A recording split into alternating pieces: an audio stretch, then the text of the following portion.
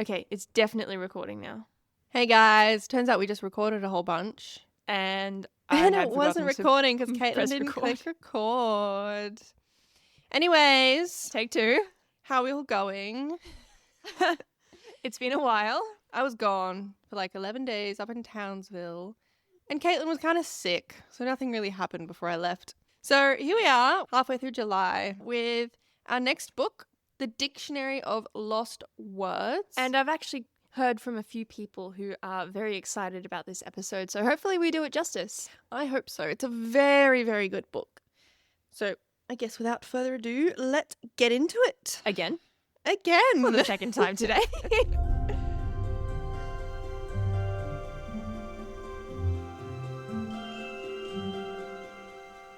Hi, and welcome to the Literary Lamppost podcast, where we analyse books and see what we can learn from them. I'm Caitlin, I'm a math grad student, but I love English and I love analysing literature. I am getting better at saying that.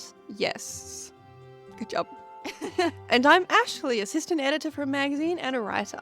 Today we are talking about The Dictionary of Lost Words, which was published in 2020, written by Pip Williams, who is an Australian author. And it was actually a bestseller for a while after it came out, so it was very popular. A lot of people have read this book and have really enjoyed it. It covers a time span of more than 100 years, starting in 1882, going until 1989, with events set in England and Australia, though it mostly follows the life of one woman in England and then skips to a later time at the end. It's actually based around the true event of the compilation of Oxford University Press's New English Dictionary, now known as the Oxford English Dictionary. We are going to be calling it the OED because that is too long. It was compiled by a team of lexicographers led by Sir James Murray and helped by all of his 11 children. Dang, 11 children. I can barely sustain a cat. Yeah, well, the economy.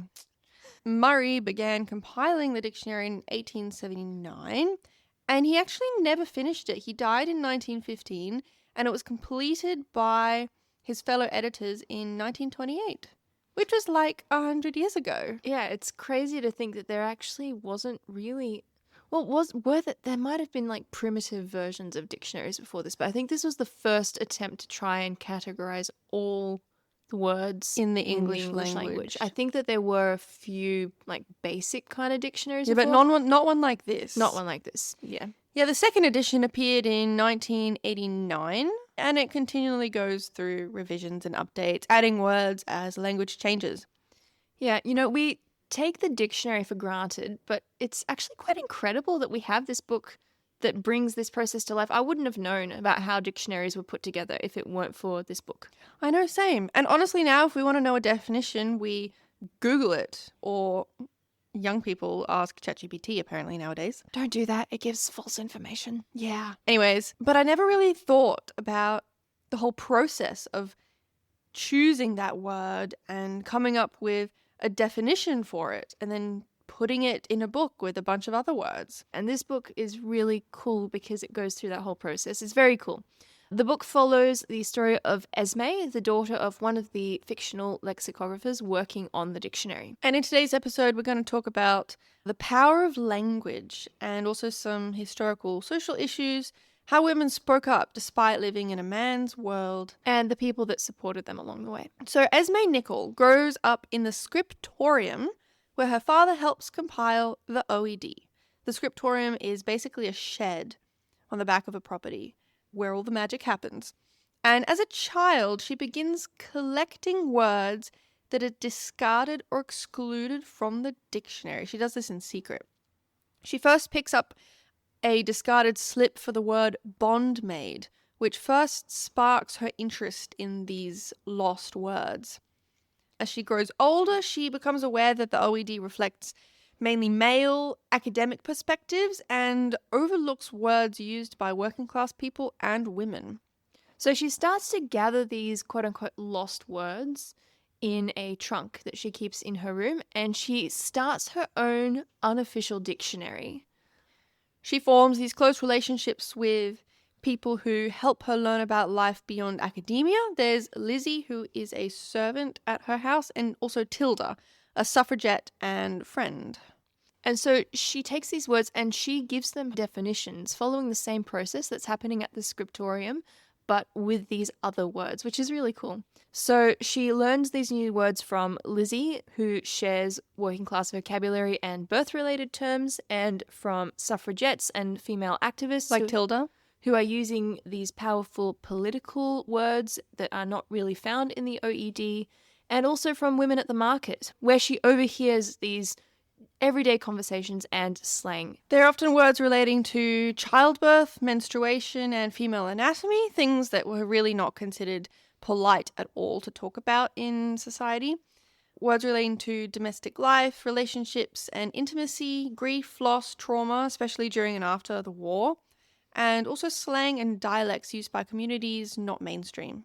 And Esme, I keep saying her name wrong, Esme. In my head when I was reading the book, it was Esme. And so saying it Esme seems a bit weird to me. Anyway, Googled it before we started and learned we'd been saying it wrong for a long time. Esme ultimately compiles her own collection of women's words, a dictionary that honours the voices of these people that were not considered, which her fiancé Gareth, who is a compositor at the press, so he puts together the books, he actually prints and binds it for her. She becomes involved in the women's suffrage movement, inspired by Tilda and others that she meets, and during World War I she witnesses the suffering and silence of those affected, especially women, whose language is very rarely documented. And through the loss that she experiences during the war and other things, she's really deeply affected, and these experiences reinforce the importance to her of preserving forgotten words and stories. So one really good quote from the book is,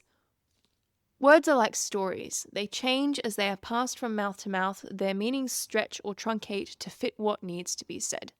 And I actually find language fascinating. I love how it changes over time. So there's this language dude on Instagram that I follow. His name is Adam Alexic, and he goes by the tag The Etymology Nerd, and he does this video about the word gossip. He says that the word gossip actually began as a shortening of the phrase god siblings or godsibs, which were people you talked to and were close to. And it eventually evolved into this word that we hear now, which tends to refer to idle chatter. And what I find really interesting is that there's this musical called Noah's Flood by Benjamin Britten that was written in the mid-1900s. And a character in this musical refers to her friends as my gossips. So that's like a halfway language change where there's still people that you talk to, but the word has gone from being godsibs to gossips. So that's like halfway between where it started and what we know it now.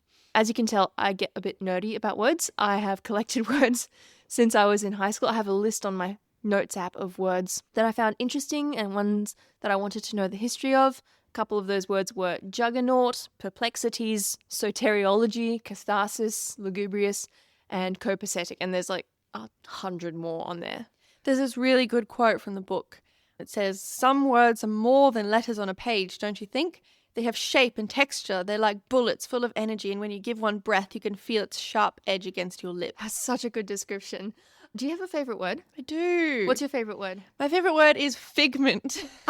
Those of you who know me, you've probably heard me talk about this word. I get a bit nerdy about it because it comes from the phrase, a figment of your imagination. And one day I was just wondering, okay, I've never heard the word figment outside of the context of figment of your imagination. So I started researching it. What does the word figment mean? And I actually couldn't find a definition of the word figment other than the phrase figment of your imagination. Eventually I did track it down, and apparently you can just use it without the phrase of your imagination because the word figment literally means a figment of your imagination. Does that make sense? Yeah. So it's like saying ATM machine where M stands for the Yeah, machine. or PIN number. Yeah. So pretty much figment is something that is of your imagination, right? Yeah, I think so. Yeah. I'm still not. At least that's what at least that's what you've been able to track down, hey? Yeah. Yeah, it's a cool word. Yeah. My current favourite word is bumptious. That's a very good word. Which kind of means exactly what you'd think it would mean. It means self-assertive or proud to an irritating degree. And this is one of those words that I feel like has that shape to it that quote is talking about, that it has this bullet and it's full of energy. It's like bumptious. Like, that is such a bumptious person. I learned the word bumptious from the Merriam-Webster dictionary because there's something you can sign up for. You can sign up for Merriam-Webster's word of the day, and every day at the same time you get an email with a word and definition. That's where I learned bumptious, and I love it. So we hear a lot the phrase, language is powerful, and the pen is mightier than the sword. And why? Why is that the case? Well, I guess it's obvious, but at the most fundamental level, words allow you to speak. Well, there's a quote. Pip Williams says, words define us, they explain us, and on occasion they serve to control or isolate us. So the words which we use to describe things and people shape how we think about them. I mean, think about the difference between describing something as, or someone as short versus petite. Both essentially mean the same thing, but they carry these different weights. One can be used as an insult, and the other one is a compliment. Words can also be dangerous to autocratic power because they give shape to ideas. Like, that phrase, give shape to ideas, is pretty much spot on. Like, you can have an idea and it just exists in your head, but once you can, like, outline it and sketch it out with words, it no longer just exists in your head and it can be shared with others. And once an idea is put into words and shared, it can be used to fuel movements, like the suffrage movement, the idea of sisterhood. And that's why one of the first things that autocratic governments come for is freedom of speech, even if they're the ones yelling about freedom of speech. If you're not allowed to criticize them without threats, then it's blatant hypocrisy and definitely not freedom of speech anymore. Well, saying you're free to speak as long as you don't say the things criticizing us is not freedom of speech. And I feel like sometimes these movements yell about freedom of speech as kind of like a defense against, oh, but we're pro-freedom of speech, when they're actually not. Anyway, side note, freedom of speech is not the same thing as freedom from consequences. If you insult someone to their face and they deck you, that's not a suppression of your freedom of speech. That's you facing the consequences of your words. And also, that's assault. Don't do that. So once governments start banning words or phrases that criticize them, you know that you're in trouble. And note that this doesn't apply to kindness. If there are words that are hurtful to people, it makes sense that we shouldn't use them and that we should encourage others to not use them. That's not the same as there being like legal consequences for using certain words enforced by the government. See, it's a lot easier to keep control of people if their ideas are trapped inside their heads without the words to share with others. Once people start to share their feelings and thoughts through words, they can band together, and that can lead to regime downfall. So, suppressing language means having power over people. And Esme realizes early on that not all words are equal in the eyes of the publishers, and she starts gathering words dismissed by others, particularly these words used by lower-class women. And, you know, she compiles them, they're printed into this book for her, named Women's Words and Their Meanings, and she gives this book to the editor of the dictionary, and he refuses to accept it because it's unscholarly and not a topic of importance. And I love how she responds. She says, "You are not the arbiter of knowledge, sir. You are its librarian. It is not for you to judge the importance of these words. Simply allow others to do so." Oof. Finger snaps. See, by dismissing women's words, the editor is ultimately dismissing women's lived experiences. But if that language is shared, then some of that power is returned to women and it gives them access to be able to share their stories, which is really important. It gives them the power that they may not have had before. So, language shapes society, right? This novel tells the story of a man's history from the perspective of the women between the lines. Women at this time are restricted severely. They can't vote, and their participation in society is strictly limited.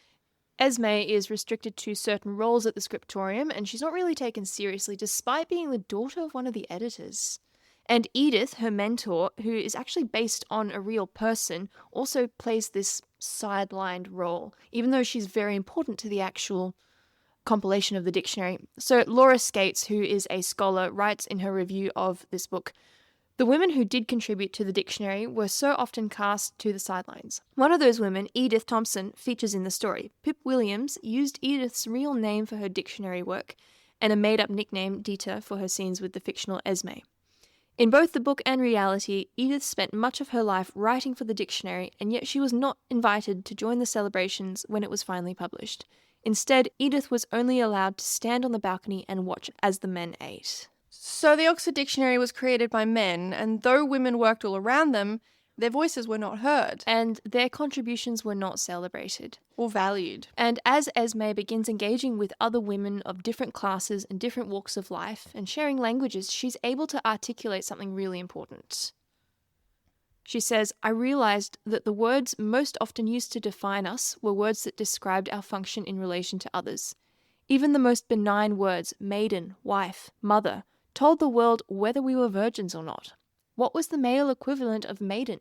I could not think of it. What was the male equivalent of Mrs., of whore, of common scold? Which words would define me? Which would be used to judge or contain?" Oh, such a good quote. I feel like we just need to sit on that quote for a minute and think about it, because it's true. There's really no male equivalent for the word maiden or whore or common scold. Like, that just doesn't exist. Yeah. I feel like we just need to sit with that for a minute. It's pretty crazy. So these are words that overlook women's experiences. As human beings. Their emotions, their experiences. Yeah, and it defines them as their role rather than who they are as people. That begs the question, who decides that some words are more important than others? And Esme realizes this fact, that some words are considered more important, and that's part of why she collects these discarded words. She collects them in order to represent the people who use these words, the poor, the outsiders in society, women, and this brings light to women's issues and things that people experienced on the streets. These words were spoken and not really written down because they were used by these lower classes, and these people didn't always write. And so when Esme was meeting these various people, Lizzie, who was poor and working class, and Tilda, who's a suffragette, Mabel, who is a woman in the market with the most vulgar but some of the most important words, she notices how different the language is depending on who's telling the story. A very good example of this is in history. Take Australia, for example. Aboriginal and Torres Strait Islander language and culture was destroyed. Children were stolen from their land and no longer allowed to speak their own language. We've talked about how language gives power, and so when language is taken away, power is also taken away. You know, there were hundreds of languages and dialects pre-colonization. Most were destroyed, therefore leaving people without the language to describe their history and experiences in the context of their own culture. And we've talked about how language changes over generations, and that applies to when one language is blended with another, and it carries the culture and experiences of the people that speak that language and engage with that language. Yeah, a lot of languages and dialects have merged with English, hence we get Aboriginal English versus Australian English. And you know, this is not just in Australia, there's also African American Vernacular English or Pidgin English in Papua New Guinea, and various creoles across many cultures in which the English language took over. So, I have a question. What's proper English? Language has its rules. All languages around the world have grammatical rules that are followed and taught to children in schools. Even those who complain about how English is stupid and don't follow rules, you'd be surprised at how it actually does, and even some of the things that don't make sense, like the words thorough, though, through, and thought. Like, those words are their own rule. But anyways, English smashed into so many cultures and created these dialects. Who are we to say that our version of English is proper English? Language is shaped by culture, experiences, and needs, and for so many generations, everyone was set on speaking the King's English with the proper accent and grammar and all that, and that totally dismisses the experiences of entire people groups. What do you think? Yeah, I'd love to hear from you about this. I think that there's a lot that we could discuss about this. And I feel like sometimes we get really hung up about who's speaking properly and who's not, when really, who are we to have the authority to say what is proper and what is not when it comes to English? We live in a very multicultural world now, and English has always been shaped by all of these other languages, and so we need to expect that it will continue to do so as it continues to mix with other languages in the world. You know, having the language to describe your experiences allows you to articulate the things that happen to you and be able to process them. It allows you to say, this is what happened to me, and this is why it was not okay. And language just has this power to open up so much. And that's why speaking and writing and reading to give shape to ideas is such an important part of having a voice in the world. And that's one really important aspect of the Dictionary of Lost Words. It is set against the fight for women's suffrage.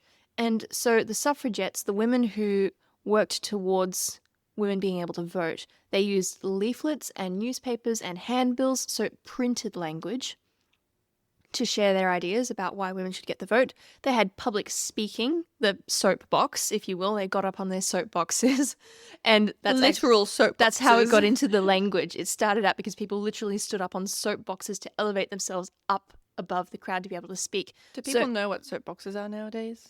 Do soapboxes even exist? No, I don't think they exist anymore. They used to. Anyway. Boxes that like these little crates. Yeah. Not very big, that you would... Wooden crates that you could get stand these on. bars of soap in. Yeah. In bulk. Anyway, public speaking was a really powerful way that women shared their ideas and their beliefs. And petitions, which were always tabled by the men who had the power to make this change, were also a really important part of this. And it's good to note that these men who had the power, it wasn't bad that they had the power. In fact, because they had that power, they were able to help bring about this change. And so having power isn't bad. And if you find yourself in a position of power or privilege, you can use that to make a real difference. Like the men who were in power, they opened up space for these women's positions. Listen to our Little Princess episode if you want to hear more on that note. Interestingly, the movement for women's suffrage, women's right to vote, wasn't seen favourably by all. Both men and women actually pushed back. And so this is what the National Library of Australia had to say about this. Before women were given the right to vote, many men believed that women did not want the vote and were not educated or intelligent enough to hold an opinion. Many believed that women should focus on raising children and doing housework, enabling men to decide on the policies that affected women. And today, we have both men and women who are arguing we need to go back there, that women should lose the vote. Anyway, it's a whole thing online. It's a whole other conversation for another time. Anyway, so women in the suffrage movement really, banded together to share their ideas, and language gave them the ability to do so. And they formed what we might call a sisterhood. So Esme connects with Tilda, who is a part of this suffrage movement, and encourages her to get involved. And Esme is afraid to pass out flyers at night, and Tilda tells her, the problem is, Esme, you're scared of the wrong thing. Without the vote, nothing we say matters, and that should terrify you. See, Tilda and who it is she represents is very outside the box. She's, through Esme's eyes, seen as very worldly and very far from the model domesticated housewife, and she introduces Esme to a whole different world. And throughout the book, Esme's never truly caught up in the suffrage movement. She's a quieter voice than Tilda, and her own dictionary and her personal dictionary of lost words is her own fight for equal representation. So there's different ways to stand up for what you believe. You could say that both Tilda and Esme stood up for what they believed in their own way. And fought for it in very different ways. Not everyone is going to be speaking out loud. Some are going to be writing or working to educate others, or just taking a quiet stand in their own life, doing what they believe is right. Edith writes to Esme, once the question of women's political suffrage has been dealt with, less obvious inequalities will need to be exposed. Without realizing it, you are already working for this cause. As grandfather said, it will be a long game. Play a position you are good at and let others play theirs. So suffrage was only one part of women's fight for equality, otherwise known as feminism. The official definition of feminism is advocacy for women's rights on the basis of equality of the sexes. And there are different waves of feminism over the last 200 or so years, and they've brought about some major changes. Women in most Western countries can now vote and own property and do the same jobs as men. However, feminism has become somewhat of a dirty word. There are various ways of how feminism is viewed today. There are a lot of misconceptions. Women often say that they're not feminists. There's this whole trend online of videos of girls saying, I'm not a feminist, I can actually cook. I'm not a feminist, I can wear a dress and feel pretty. It's not about dresses and feeling pretty and cooking. It's about freedom and equality and being able to make choices about your own life. There's this misconception that feminism has gone too far and that we already have equality. But there are growing voices calling for the vote to be taken away from women and shut women out of public life.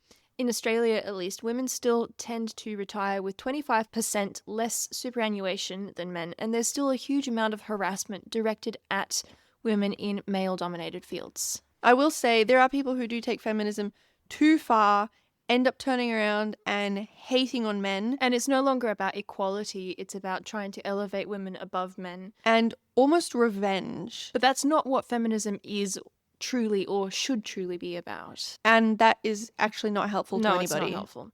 And, authoritarian regimes all over the world are restricting women's rights in various ways.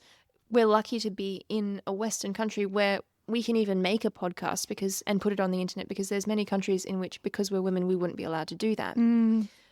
So I think it's really important that we continue having these conversations about women's equality in the world, because it's so easy to go backwards and take for granted where we are today. And I think it's important that we continue to support equality between all people, because all people in the world have basic human value and should be treated equally.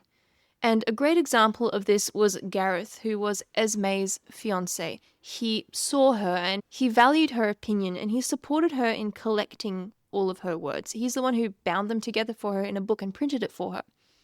And it started with a genuine care for her as a human being and valuing her as an equal. So what does it look like to support women or other groups that are pushed aside and held back by society? I think it starts when we take the time to listen and truly see the experience of someone else. Instead of taking someone's experience as an attack on you, to try and understand what their experience has been. Try to put yourself in their shoes. Like, how would I feel if I were in this situation? What would I need from somebody listening? You can be that person. I think this is why empathy is sometimes villainized by authoritarian systems.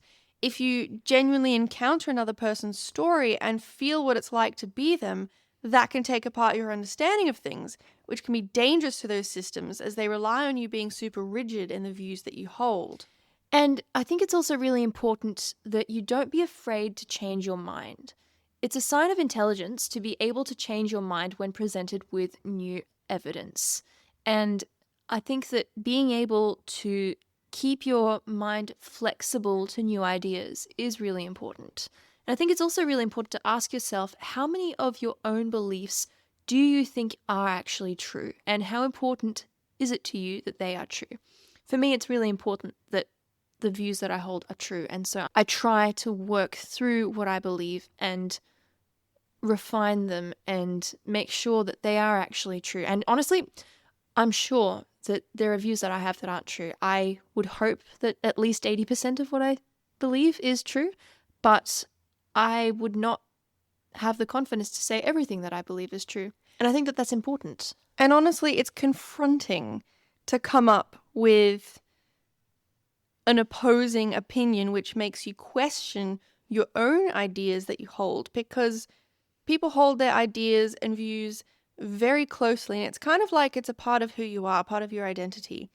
And so challenging your own opinions can be quite scary. I also think that sometimes there's this idea that if one of your beliefs comes undone, the rest of your beliefs will fall down like a Jenga tower, and I think that people are really afraid of that. And I don't think it actually works like that. And it's a lot more nuanced. And what's important, that even if your Jenga tower falls down, you can rebuild it in a stronger way. Yeah. I feel like that's happened to me with a lot of the things that I believe. Yeah. I feel I was afraid for a long time to question what I believed, because I thought that, taking out that one pin would bring everything down. And, sometimes that does happen, but you can rebuild better and stronger and more durable. Anyway, another really important thing to do in order to facilitate this process is to learn. There is so much history behind the issues that are happening today. The things that we encounter today don't just spawn out of thin air. There's this whole context and history behind the things that are going on today that I think is really important to know. Women's suffrage was really only the beginning of the fight for equality. In Australia, women couldn't open bank accounts without the permission or co-signing of a male relative or spouse until like the 1970s. That was just like 50 years ago. That's like our parents' generation. Yeah, when they were kids. That's crazy to me. That's one generation. And so issues of women's equality are ongoing, and understanding the history and trajectory is super important. I mean, think about women in places like Afghanistan, where they're not allowed to go to school. They can't speak to other women in public. They're completely silenced. And you know, sometimes we feel powerless when we come up with ideas like this. What are we supposed to do? One thing that we both think is super important is reading. This book itself was great for that. Like, I wouldn't have known anything about the writing of the dictionary without it. And I learned a lot about the history of the suffrage movement as well. And there's so much in the world that simply cannot be expressed in a 1-minute video on TikTok or even a 2-hour video essay on YouTube.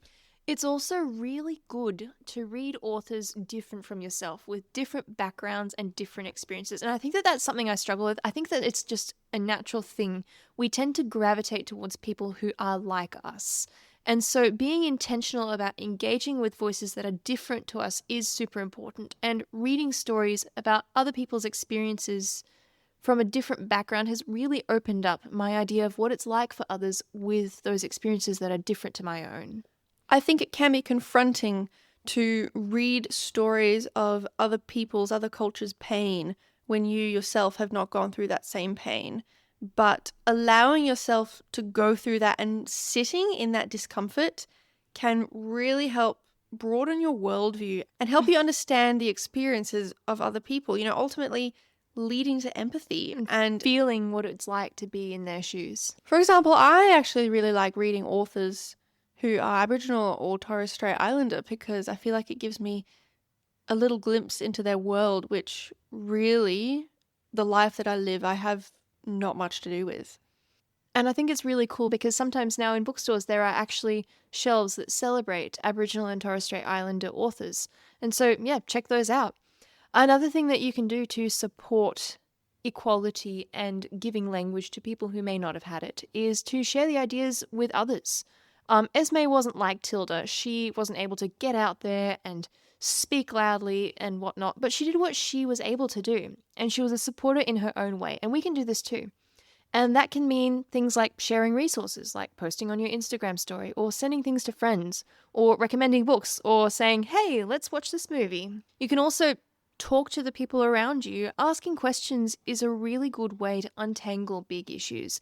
And suggesting ideas is also really useful. There are ideas that were suggested to me close to 10 years ago, and only recently have I actually adopted them and thought, yeah, actually that's a good idea.